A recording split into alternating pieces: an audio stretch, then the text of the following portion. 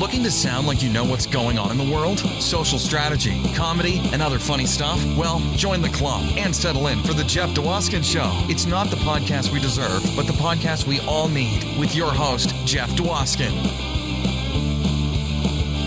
All right, Zellner, thank you so much for that amazing introduction. You get the show going every week. And this week is no exception. Welcome, everyone, to episode 29 of The Jeff Dwoskin Show. This is Jeff Dwoskin. People are listening to the podcast and they're sending me direct messages. They're like, oh my God, I've been saying your name wrong the whole time. And then they say it and I'm like, wait, no, that's not what it is. It's Dwoskin, the Jeff Dwoskin Show.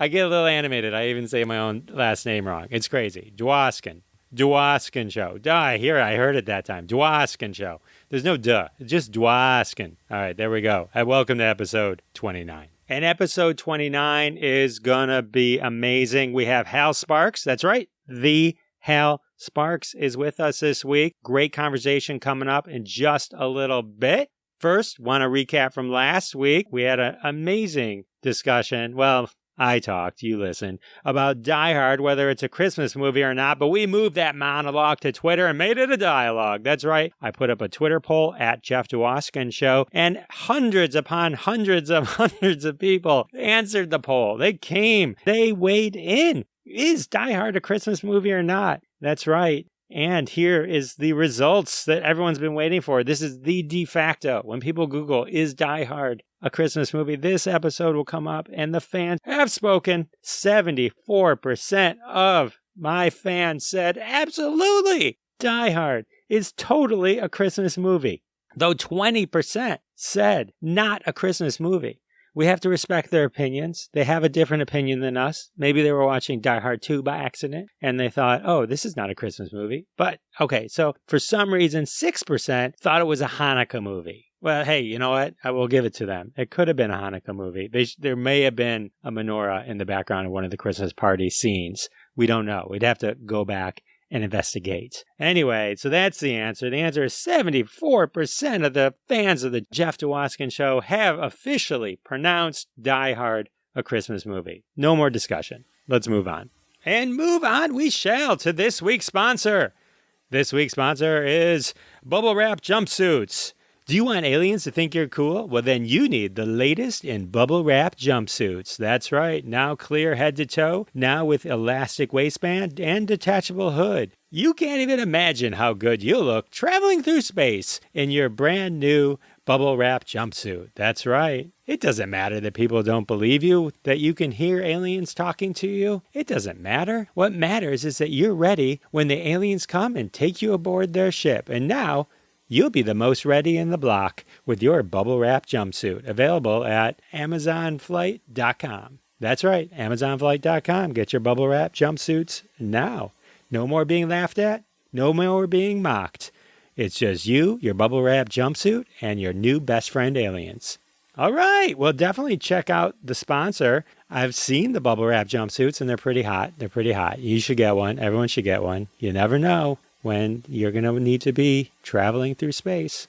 All right. Support the sponsors. They're who keep the lights on. That's how we keep the Jeff Dwoskin Show going week after week after week after week. All right. Check that out. Okay. So I want to tell you this really funny story that happened to my wife and I just the other day. Oh, my God. What is going on? Oh, hang on a second. Hello? Oh, hello. Is this Fox News? No, this is the Jeff Dwoskin Show. This is Jeff. Sean, is that you? Are you playing games, Shani Poo? No, I am not Sean Hannity. That's for sure. Oh, okay. Well, you'll do. Okay, I am so excited. 4 more years. Let's hear the cheers. I don't think you won this election. If you just count, the legal votes, I won, okay? I'm the only one that got legal votes. Only dead people voted for that Sleepy Joe. I talked to a few of them, and they confirmed it, I asked them, I said, hey, dead people, are you dead? And they said, yes. And I said, are you sure? And they said, yes again. It's fraud. It is so much fraud. I don't think your lawyers were able to find any proof at all. No proof. Oh, there's proof. And some are saying that the proof is in the pudding. The proof is in the pudding, and I just need to find the pudding. Giuliani's looking for the pudding. We thought it was running down his face. We were like, Julie, look, you can't wear masks and eat puddings. It's going to go in the side of your face. But then they said they don't make black pudding. And I said, black pudding? That sounds like an exploitation film from the 70s. I would not watch it, okay? Even though I'm the least racist person in the room, I still don't eat chocolate pudding. We have everyone looking for the pudding, and once I find that pudding, I'll eat the pudding. But I'm not going to eat the proof, okay? I would not make the same mistake twice. Hillary's emails, ate the proof. Got really excited. Really good pudding. Oh, you hear that? That's my tum-tum. Now I'm getting hungry. Good thing I don't wear a mask because I'd get pudding on it. Tapioca. Oh my God. Okay. I think we lost him. He disconnected. But okay, well, that was interesting. You never know who's going to call the Jeff Dwoskin show. That was exciting. Well, hey, hopefully he can find the proof and the pudding. It sounded delicious. Also, it sounds like I'm going to have to change my phone number again. People just keep calling the Jeff Dwoskin show. What can you do when you're burning up the charts like us? Speaking of charts, have you told your friends to listen to the Jeff Dwoskin show? I know you're listening. I know you're loving it. Have you gone to Apple Podcasts, Google Podcasts, Spotify, Amazon Music, subscribed? Have you subscribed? Have you liked? Have you shared an episode with a friend lately? Well, do it. Also, follow us on Twitter and Instagram at Jeff Dwoskin Show. Also, go to our website, jeffisfunny.com. Sign up for the mailing list. I need you on the mailing list. I'm starting to send out awesome emails, and I want you to get one. Yeah, that's right. I want you to get one. You're sitting at home right now going, me? And I'm like, yeah, you. All right, well, that's cool. All right, sounds good. And now it's time for the social media tip. This week, it's an easy one. I'm telling you, you got to check out Fleets on Twitter. I'm loving it. What's Fleets on Twitter? It's basically Instagram stories. Wait, wasn't Instagram stories just basically Snapchat stories? Yes. Wait, wasn't Instagram stories just copied by Facebook stories? Yes. Wait, didn't LinkedIn just recently create a stories too? Yes. But now Twitter has one also, and it's called Fleets. Fleeting Moments. It's a very clever name for something that existed for a very long time. But I'm loving it. I'm just throwing up my fleets, and I'm getting lots of extra views actually on it. It's pretty cool. I definitely suggest checking it out. You can fleet a tweet, and then you can click on that tweet, and it takes you to that tweet. Check it out. It's a great extra way to kind of push some messages, and then it just disappears in 24 hours. So if you're like, where'd that go? It's like, don't worry about it. Oh, I didn't mean to say that. Don't worry about it. It's all gone. It was a fleeting moment. Get it? Fleeting. Ha. And that's the social media tip. And now, ladies and gentlemen, it's my honor to share my conversation with Hal Sparks. All right, everybody, got a special guest. Crazy times. Crazy guest. We got UFO cultist Zoltan with us today. How are you doing, sir? I'm fantastic, and I just want to say that I was right the whole time. Most of what you're seeing, most people believe this to be an infection. We know it to be an invasion. There is absolutely, I have proof. We've been intercepting interstellar transmissions for years. We know exactly what's going on. Alex Jones is an idiot. We have the documents. I'm just saying. Ow. Ladies and gentlemen, the great Hal Sparks. Hal, welcome. Thanks. My pleasure. Absolutely. This is, I have to say there's a strange effect, the sort of friendships and bridges that are being built through COVID, the kind of don't know what you got till it's gone, if I can quote Cinderella right out of the gate, aspect of people sort of reaffirming like, hey, yeah, I like that guy. Yeah, let's talk.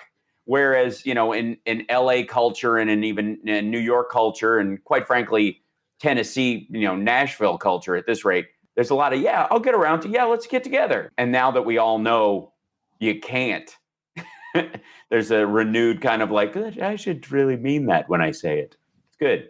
We've been Twitter friends for a little bit. And yeah, I will say one of the highlights of my comedy life is when you were here locally in 2015 at Mark Ridley's Comedy Castle. And I came to see the show. And the comics came out from the green room, and I think somehow my name had come up, and I'm paraphrasing because I don't remember exactly. And they're like, oh yeah, Hal's like, yeah, I know Jeff Dwoskin or something like that. Yeah. And like, I just looked at him. I'm like, yeah, that's cool. But in my head, I'm like, this is the greatest moment ever. That's super weird. Yeah. Well, that feeling never goes away. There's a version of Starstruck, and then there's a like, that's awesome, which is very different. And I think a lot more modern than, old fashioned. You're like, oh my Lord, that's Cary Grant. There's I had the same feeling when I was at a radio station. Paul Stanley was going to be on the radio after me, and I thought it was a call-in interview. And as I was walking out of the studio, I was like, "Oh, I'll listen in the car. That's awesome." They go, "No, he's coming in. He's coming into," and I was like, "Oh, into the building."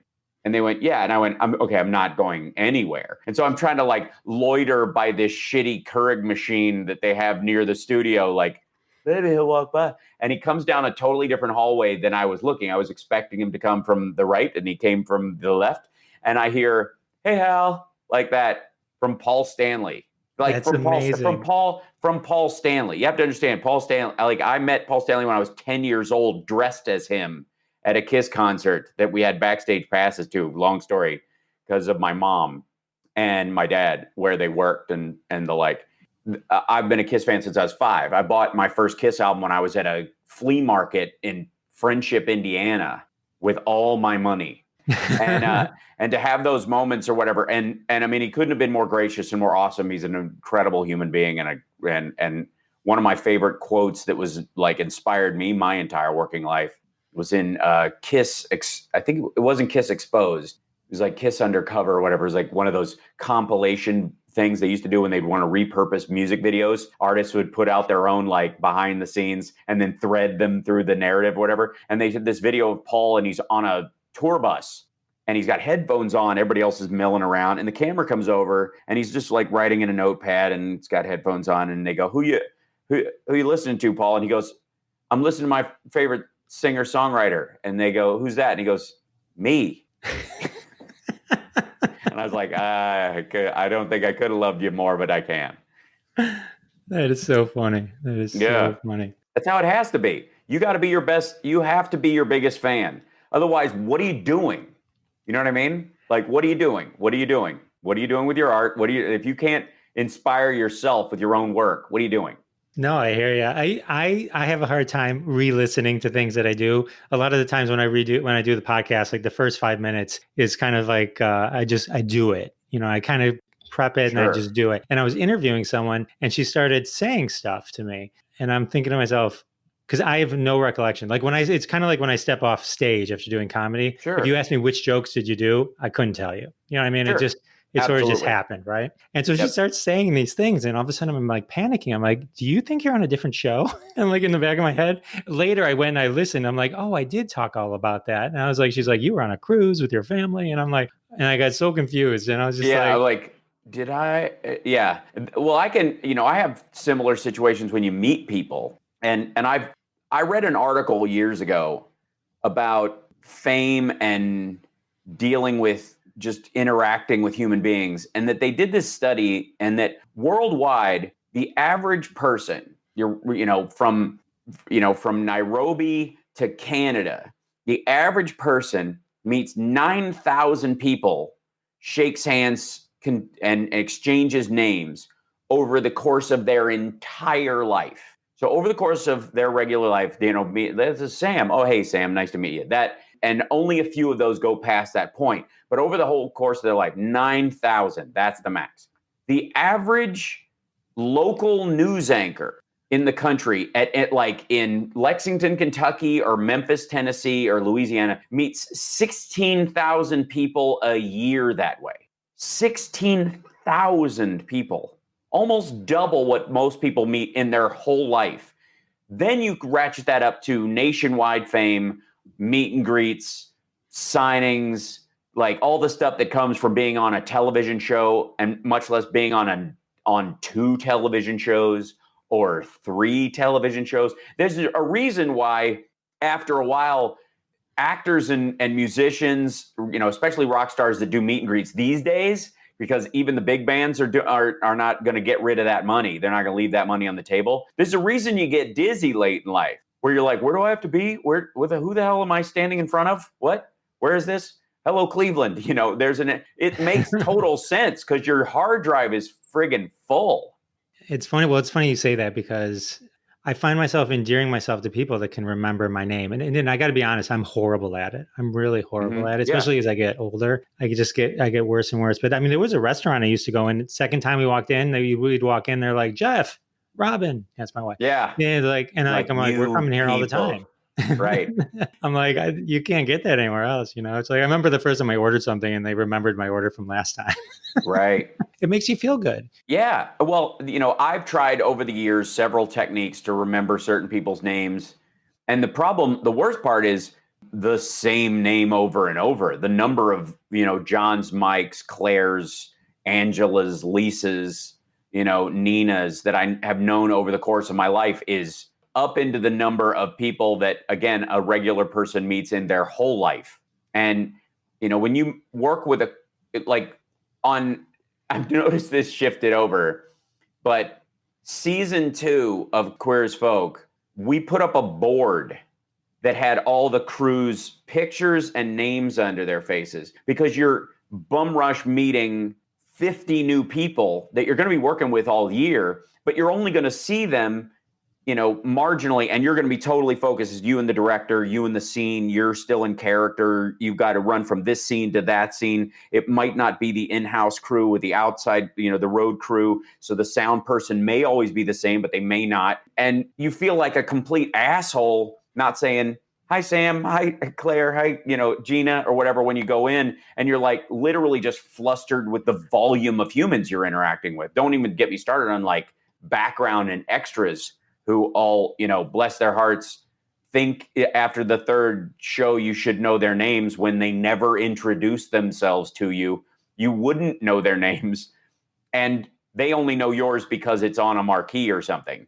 And they wouldn't know it if they'd met you at a mall, or in a movie theater. So it's a strange world to be in. And I have a lot more sympathy for the curious behaviors of the famous than I used to when I was a kid, and I'm even more amazed at the people who do it well. Politicians who are like, hey, John, what's going on? Hey, Hal, like when Al Gore met me the second time and he was like, hey, Hal, how you doing?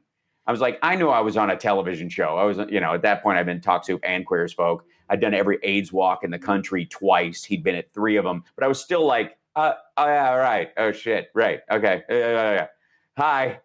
It's still cool, though. It's still cool. It's totally cool. It's absolutely cool. And that's why I work hard at trying to do it. And if I don't remember someone's name, I'm getting better at going, I have 1,000 names in my head. What's yours?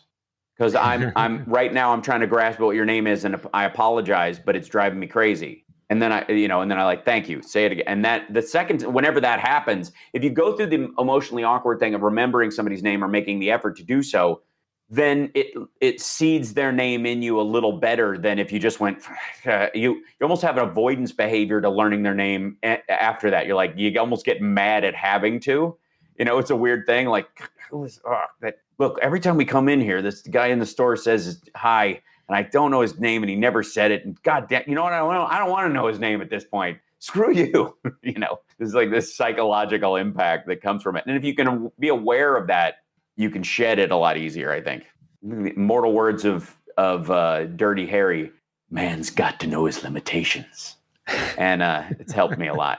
It's hard. There was a bit I would do on stage where I'd ask someone's name, and then people love it when you can call their names back later and stuff like that. But I'd have to I'd repeat it back to them maybe twice just to get into my head. And anytime it was like a weird name, and by weird I mean just one that I wasn't familiar with, I'm just like, oh crap, because those are even harder to remember. See, those are the opposite. Those are way easier for me because I don't look at their face and think, am I? Of course it's Paramahansa Yogananda. Like, why can I not, I'm not going to look at any other person in this place and think, is that the Paramahansa Yogananda or a Paramahansa Yogananda? So that helps actually tremendously. If it's Pete and I'm like, Christ, there's 9 Petes in here. There have to be. Did you say Pete or is that the last show?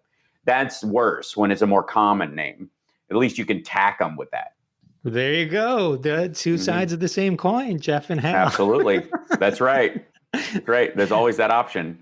It's that turn your weakness into a strength aspect that is easily salvageable in those situations. You're like, okay, in many ways, I get good at stuff when I make it more of a problem than it is.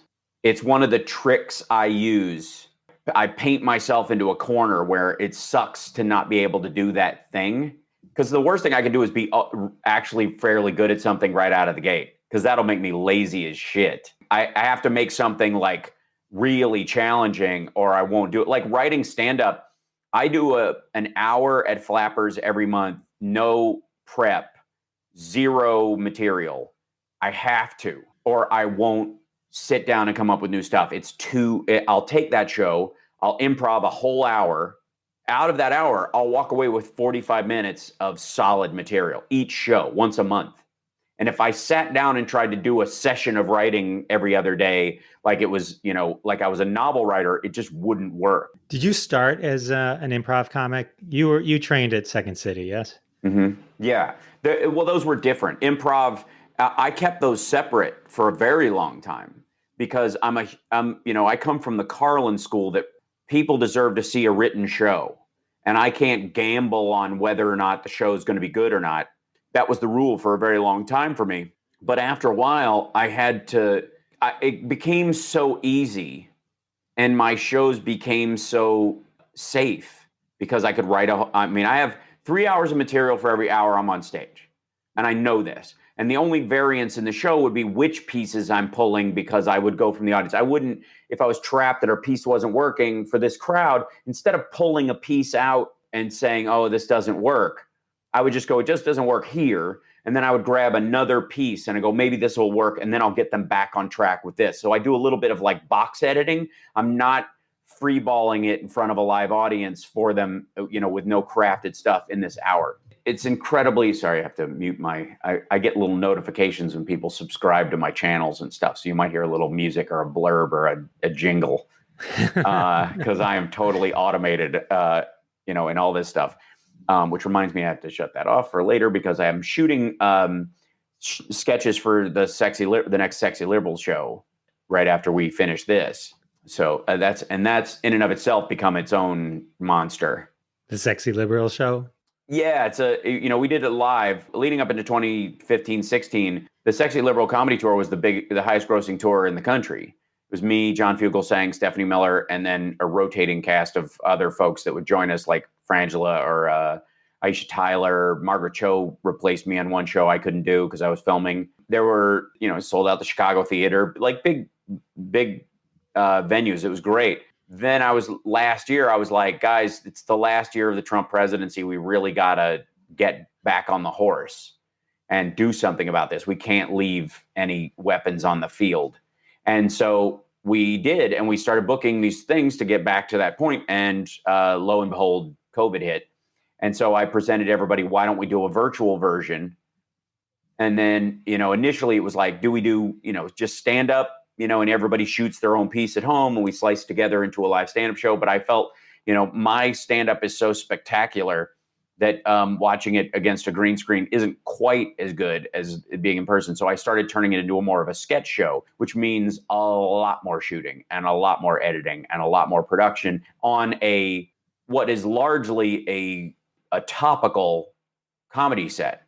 I can shoot a little bit ahead of time, but the news cycle that used to be 3 days to a week is now 12 hours, if not 6. You can come up with a bit and it's dead by the evening because everybody's moved on. And if you're shooting stuff and getting in character and filming things, like we're doing a Supreme Court sketch. Let me see if I'll move my camera around. See that over my right shoulder? That'll be my Supreme Court gown after we finish today as I'm playing Brett Kavanaugh in a sketch. So nice. Yeah. So there's work to be done even in this circumstance. And I think comedy becomes even more, the more severe and scary things are, the more valuable comedy is, because literally, comedy and music are your best bets at lifting spirits. And comedy is always that. There is no sorrow comedy. There are sad songs. And so when it comes to getting through something, I'm just saying that had I been a member of the Donner Party, we would have avoided carrying whatever no, I think it was the Alaskans that carried the desk for 100 miles or something. We would have laughed a little better and gone back to the original path. Like, guys, I know, you're convinced this is the way, but the path is back that way. And I know, Gary, we're all following Gary again. Knock it off. Let me tell you something about Gary. I know we all shit away from camp, except Gary. And now Gary, who doesn't shit away from camp, wants us to go on this path. Let's all take a moment, shall we? Okay, back that way. And I'm beginning to think that the lead line cans are a bad idea, but that's just me. Come on. And there's an element where that's incredibly valuable right now. So you can't, as a comic, give up in these moments. You got to find a way to perform and get it out there. That's great. So you clearly like to meld the improv with the comedy. I mean, it's this for you to want to do the sketches. That's definitely cool. That's really awesome.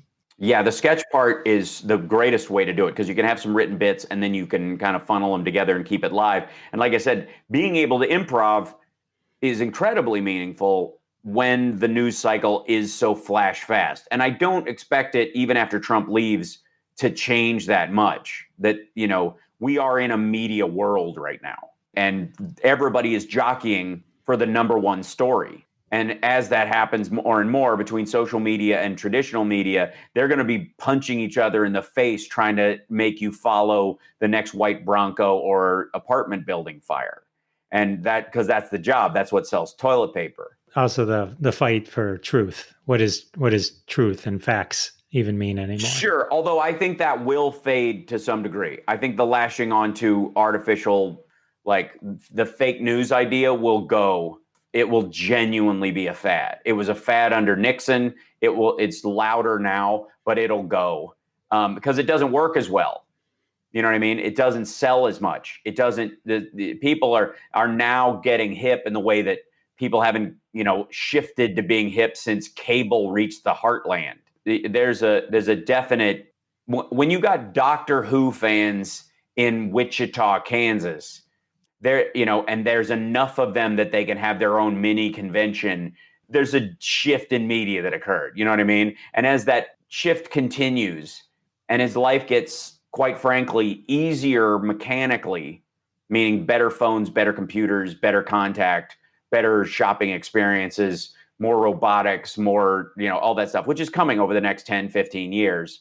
As that increases, entertainment and diversion becomes more important, not less. And so you're going to see a growth in that. Like the hip to everything pop culture movement will be worldwide. Looking forward to it. Looking forward to the shift. Looking forward to January 2021. Yeah. Well, at least the last 2 weeks, whatever, the last week and a half. Right. Because it's going to be nutty. He's tantruming as we speak right now. I know. And you think Geraldo, if we're dating this right now, but like with Geraldo coming in to try and save all of us and make the world calm. Have you seen Geraldo's speed? No, I have not. I've talked to my good friend Donald, and he's a realist. He just wants to see what's going to happen. That's absolutely how that conversation went. They all leave the room and you just hear smashing dishes and expletives and fart noises. And everybody's like, he's fine. He just needs a moment. Like that's effectively what Geraldo's doing. He's playing like 50s housewife where dad is having flashbacks from the war and thinks the kids are Japs. And like, he's like, there's no bullets in the room. He has the rifle, but I don't think that was the last bullet. There was one in the chamber. It's fine. Let's all finish our meatloaf. Like that's what Geraldo has turned into, is this kind of Tim Burton housewife. Geraldo. Yeah. He never recovered from Al Capone's vault. No, he did not. Nope. Never recovered. When he's one of those guys and I've had interactions with him over the years, and not the least of which were just the brutal beating he got in media about that whole thing. And the ongoing, like, what did he do? Go look in Trump's head and find nothing, just like Al Capone's vault. Like, those kind of jokes are so ubiquitous. You don't even have to be, when your screw ups are classics, that they become referential for other screw ups. And that hipsters and millennials and people like that know it, even though it happened before they were born. That's incredible. Think about carrying that around in your life. Think about, yeah, but Al Capone's vault. Everywhere you go, you walk into that restaurant where they know your name, like, that's the dude who he opened Al Capone's vault. It's big. It's like a 5-day thing, and they teased it forever. And it was literally empty. It was so empty that it was like joke empty, and it was empty on camera. It was no, table for two. Wonderful. Okay, we'll get to you in a second. Jesus Christ! I wonder if we can find a table. Don't bring him a covered dish. When he opens it, it'll be empty. There'll be no soup in the bowl. I don't know how this asshole manages. The guy at the grocery next door keeps telling me he walks up with an empty cart every day and tries to pay for it. You know what I mean? Like, live with that forever. I mean, I've had some screw ups in my life, and I've had some bad interviews and all that kind of stuff, but on the level that everybody has to deal with it, especially as you learn your way through. And you can see how people okay, I know this is going to be one of those. You can see the look in their face when people have had a couple of those on the board. Yeah. So funny. Yeah. Oh man, we could probably go through the whole administration. I'd love to hear routines on each one of them, but no doubt.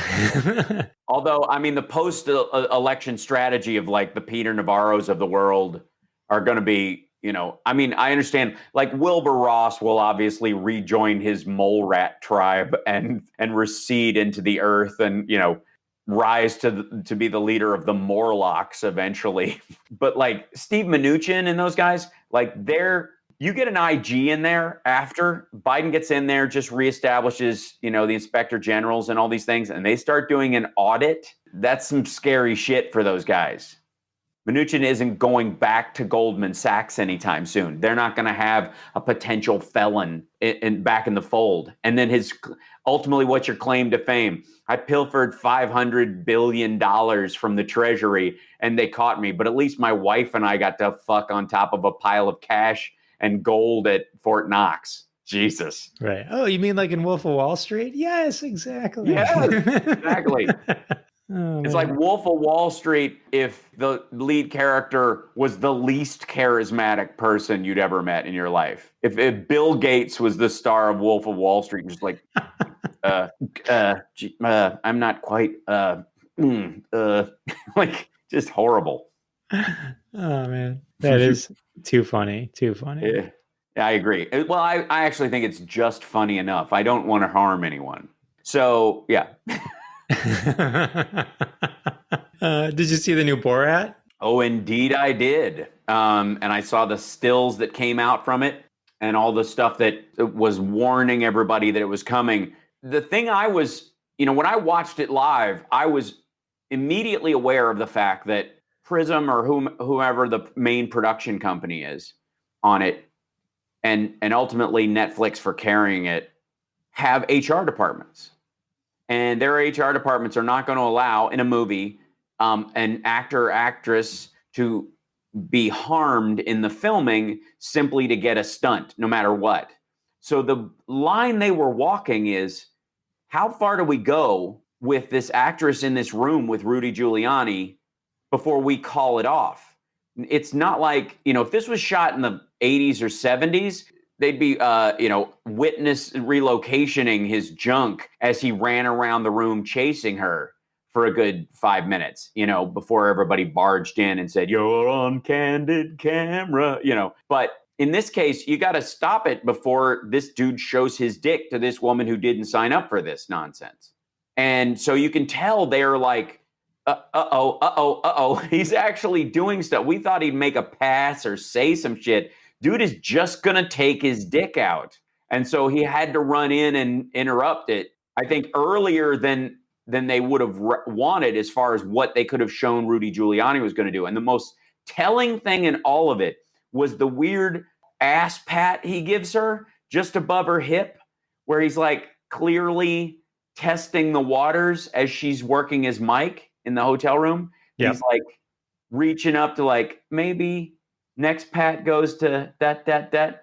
And you can just read it as this like Brett Kavanaugh high school, like, maybe I can test the waters kind of gross. It's just nasty. And, I've watched all of Trump's rallies during my, live stream that I do. And I started, after he stopped doing them, I was like, all right, I want to show something that shows their team and what they're doing since he's been on radio silence. So I've been doing some of the Rudy Giuliani vlog, his vodcast that he does. And not only is it ignorant nonsense, but there's always a weird creep factor to it. And he's always doing it in hotel rooms. And there's always someone walking around in the background, just kind of loitering off screen. And you're like, dude, pay her so she can go home.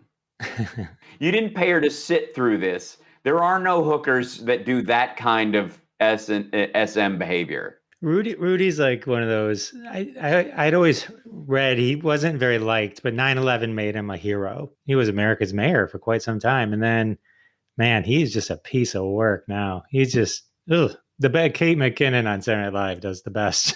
Rudy Giuliani. Yeah. Oh my God, it's fantastic. But I mean, she basically, like, her whole like blah blah blah blah blah kind of, there's points to, like, he's not super distinct, oddly enough, unless you just look like him in his impersonation. It's just, there's no extraordinary aspect of his voice. He sounds like dozens of New Yorkers ultimately, and, older New Yorkers especially. And so when you impersonate somebody like that, you have to go to personality traits and exaggerate them to kind of get across, like, what bothers you about them, not just like, whoa, nailed the voice. And in some ways, like, I do like Jesse the Body Ventura sometimes whenever I joke about independence, because his voice is so, as I was the governor of Minnesota, at some time I ain't got time to bleed. That kind of whole thing. Like, he's not that hard to do. You don't even have to be in that much costuming to get the point across. But Rudy, you have to. And at some point, I half expected her to just, like, lower from the ceiling upside down and just do the monologue as a vampire, which you'd have to do with green screen, because I've hung upside down for a production for a half an hour to shoot something. It's awful. You'll have headaches for days. Anything for the art, Hal. Yeah, man. Oh my God. Like, we did a scene where I was in a harness for 6 hours on lab rats. And because I was supposed to be in anti-gravity, it was supposed to take place in space, what we were doing. So I was in a spacesuit, sealed in with a helmet, with a rigging on me, hanging me. And I had to make my body move in a way that looked like I was floating. So it's a tremendous amount of muscle work to be able to, like, move your body, like, so people can't see where the rig points are. And in this case, we only had a waist rig point. So I had 2 pins on my upper back and lower back. So to make it look like you can move your back, you have to flex and move so much against the rigging and then back again, and then lift your legs the whole time to keep them floating above your waist point, which is, I mean, do some ab work. Lay down, lift your legs, just lay flat, lift your legs for 2 minutes, and then 2 more minutes, and then 2 more minutes, and then 6 minutes, and then an hour. And that's what it's like to do an anti-gravity rig in a movie or a film like Gravity or any of those things. It's brutal. Sounds miserable. Yeah, but if you want it to look right and not go, I can see where the wire is. That's the part that is a drag more than anything else, is the history of 10 years from now looking at something going, I can see where they were pinned up because they're not moving beyond that point. So 6 hours of just, like, body flexing the whole thing. It was the weirdest. Literally I had ab cramps, which I've never had in my life, for days afterwards. So anyway, Kate McKinnon, if she ever wants to do him as a vampire, they should do it as a. There you go. They should, just do it as a green screen and flip her upside down. I'll send her a copy of the podcast. Yeah, it's wise. It's wise. She knows. They take my advice. Everyone does. Cool. It's an amazing thing, I have to say. I started my stream, and I won't out them because people have said this on sort of the DL. And some of them are, because they try to stay away from politics is largely what it is. Like, because that's their bread and butter. They don't want to cross too many bridges. Some people are overt and they're awesome. And I have interactions with them a lot, like Richard Marx and Dee Snider from Twisted Sister and, Billy Baldwin and, that crowd. Just awesome people. but they're overt in their political stuff. And then there's some people that go, I can't step out there. My bread and butter is on the other side. I'll vote my way and I'll talk to my friends and family this way, and I'll certainly speak to inspiring causes that make it obvious what side of the political spectrum I'm on, gay rights, women's rights, minority rights, that kind of stuff, veterans, whatever. It'll let people know which side of the team I'm on and, which side of the field I'm on. But during my stream that I've been doing, I get these weird, like A-list winks and nods of people like, I watch your stream a bunch and I would lose my mind if you weren't doing that. And I was like, what? You guys watch me do my weird little stream on Twitch and YouTube? Like, yeah, man, it's, I have some. That's awesome. Yeah, it's incredible. I mean, I've gotten stuff from, any celeb with kids while I was on Lab Rats was, sending a ton of messages like, my kids love Lab Rats. It's so weird. It's on all the time. I hear your voice in the house nonstop. And I'm like, you're welcome. It's nice to babysit for, Brad and Angelina occasionally. But then to make it be the live thing that I do that's actually me is a wholly different thing, So no, that's awesome. Yeah, I've caught a bunch. I know I'm not one of the people you're talking about, but I've caught a bunch of them also. Yeah. And it's impressive. I started watching one yesterday and was catching up and it was like 3 hours. I'm like, oh my God. It's like it's impressive that you can just go that long. I mean, well, the thing I have is an anger will sustain you. The thing that's important to me is do not let these lies go unanswered. And the tool of the other side, oftentimes, especially when it comes to media, is the gish gallop. Dump 50 lies on the field.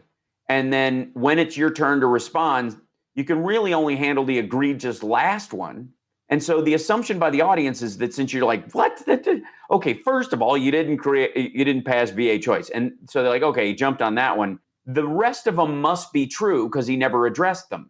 That's what a gish gallop does in a debate.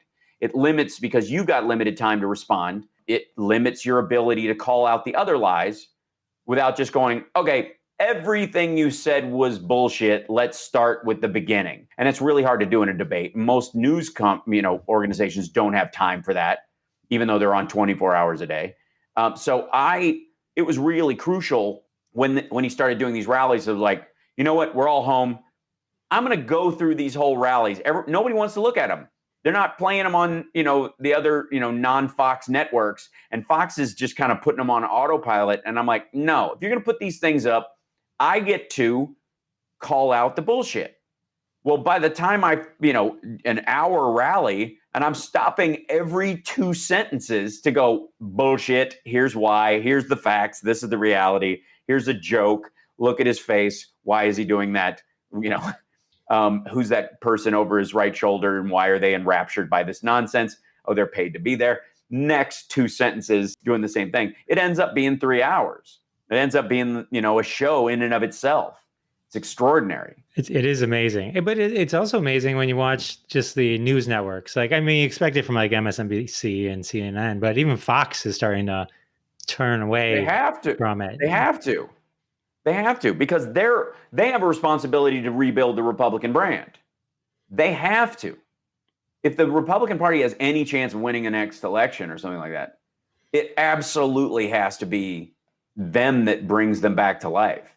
Tucker and Hannity are in charge of the soft landing. They're going to let this burning dumpster with wings, they're going to be the air, air traffic control, people in the tower bringing it in so that it doesn't absolutely ruin the whole airport. And the rest of Fox has already moved on. And they know this. They've strategized about this. They're not stupid. These are billion-dollar companies, unlike Trump's.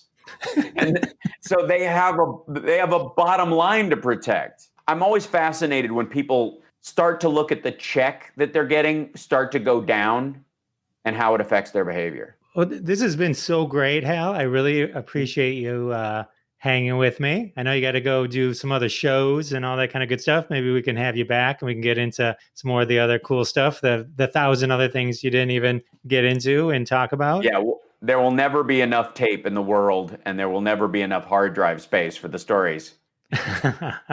Well, we can give it another shot. Where can people follow you on Twitch and YouTube and all that?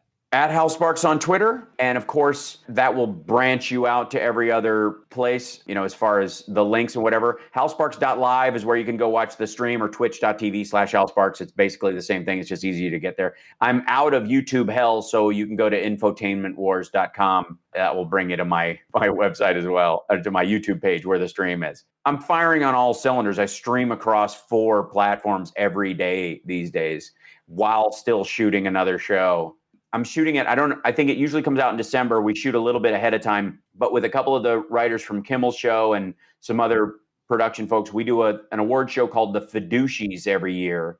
And it's awards for the biggest, like, con men, bailout queens, kleptocrats, and financial psychopaths of the year. People who steal billions of dollars from retirement funds and stuff like that. We give them an award every year it's the Fiduciaries. It's a spray painted golden silicon ass. Love it. Yeah, that they get on a plaque. Financial criminals, people in the administration. I have no doubt Steve Mnuchin is in the running. But a week from Sunday, we film that, and then we release it. Stormy Daniels and I did it last year. You can guess who got one of the awards. It's a thing we're kind of growing over time to kind of make people aware of the behind the scenes, like corporate and banking fraud. I mean, Deutsche Bank alone, their entire upper echelon of people should get one thrown in their face like a pie, So yeah, incredible. Awesome. Thank you so much. Absolutely, brother. Glad to do it. All right. Ladies and gentlemen, that was Hal Sparks. How cool was that? Hope you enjoyed listening to that conversation as much as I enjoyed having it. So thanks again to Hal Sparks for joining me. Thanks also to my buddy Ricky Glore for the celebrity voices in this episode and last week's episode. Thank you, buddy. I think you added a little bit of fun to the Jeff Dwoskin Show, and I look forward to doing more in the future. Also want to thank the Humbly app. Yeah, the Humbly app. I mentioned it in past episodes. I'm in the recommended section, so they're pretty cool. So definitely check out that app. It donates money every time you listen to a podcast episode. So that's pretty cool, right? Yeah, absolutely it is. All right. Why don't we get on now to what you've all been waiting for, the hashtag roundup, hashtag of the week. You know what it's all about. I read off a hashtag. You can play along at hashtag roundup. Download the hashtag roundup app, and one of your tweets might show up in a future episode of the Jeff Dwoskin Show. How cool is that? So the hashtag we're going to do today is hashtag stupid questions for aliens. This, of course, in honor of our guest, Hal Sparks, Zoltan. Oh, man. All right. Stupid questions for aliens. This is part of the weekly game on hashtag Roundup Open Mic Rejects every Tuesday on hashtag Roundup. And as always, these tweeters are going to be retweeted at Jeff Dwoskin Show. They'll also be in the show notes. So find them, retweet them, show them some love. Don't forget, get the hashtag Roundup app, play some hashtags, and you can end up on a future episode of the Jeff Dwoskin Show. Zoltan. All right, let's do this. Hashtag stupid questions for aliens. So your ship, is it manual or automatic?